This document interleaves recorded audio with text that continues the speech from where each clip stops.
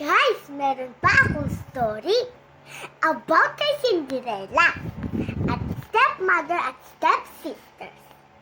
Cinderella. Magsimula na pala tayo. Hindi ko pa sinabi. Cinderella. Once upon a time, there was a girl named Cinderella who lived with her stepmother and two stepsisters. Ay, stepmother lang at stepsister kasama niyo. Kawawa naman si Beshi, Cinderella. Joke lang, guys. The stepmother and stepsisters were very cruel. Diba? Nagugas ako na kawawa talaga. Were to Cinderella and made her work hard. Diba? Kawawa. Narinig niyo yun. One day, an invitation to a ball at the princess palace arrived. The stepsister and stepmothers prepared for the ball, but did not let Cinderella go. Ay, hindi pinapunta si Cinderella doon.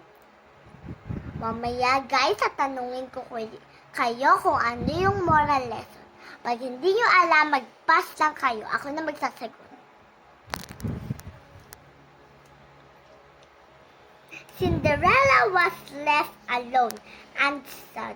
Moy, kawawa si Cinderella, Beshi.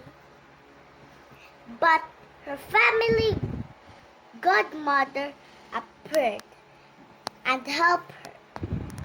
Uy, buti may nagtulong sa kanya na makapunta sa ball.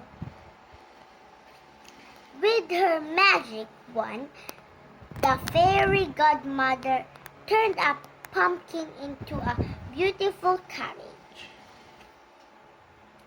She also gave Cinderella a lovely dress and glass slippers.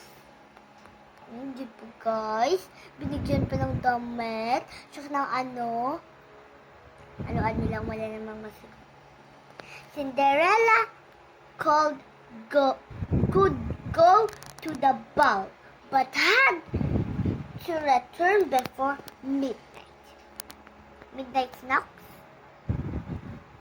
At the ball, the prince fell in love with Cinderella. Ay, yung story pala nito, my fell in love pa pala.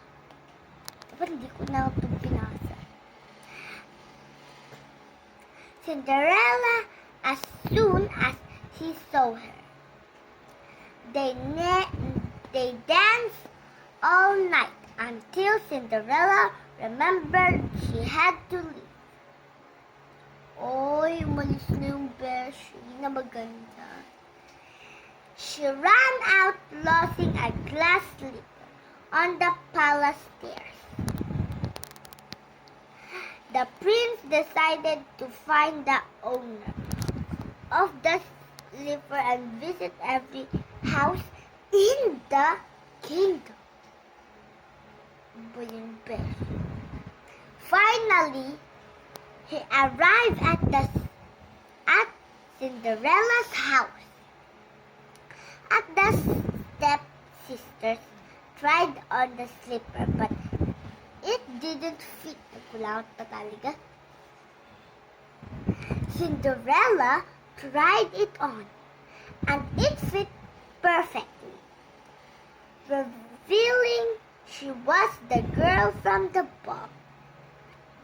The prince and Cinderella got married and lived happily ever after. And that's the end of